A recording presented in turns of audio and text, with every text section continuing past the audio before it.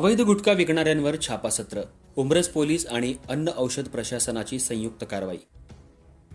गुटख्यावर बंदी असतानाही चोरून गुटखा विकणाऱ्या पानटपऱ्यांवर उंब्रज पोलिसांसह अन्न औषध प्रशासनानं संयुक्त छापासत्र टाकलं. टपऱ्यांमधून गुटख्याचा अवैध साठा हस्तगत करण्यात आला असून पोलिसांकडून अजूनही छापासत्र सुरूच आहे. उंब्रज परिसरात केलेल्या कारवाईनं अवैध व्यावसायिकांना दणका बसलाय.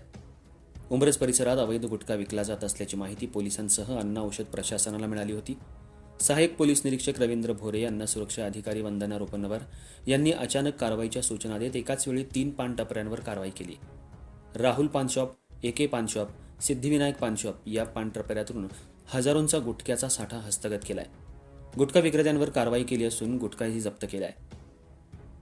यापुढेही उंब्रज परिसरात अवैध गुटख्याची विक्री करणाऱ्यांवर कडक कारवाई करणार असल्याचं रवींद्र भोरे यांनी सांगितलं.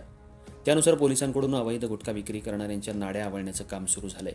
कारवाईचा पुढील तपास पोलीस उपनिरीक्षक रमेश ठाणेकर करतायत.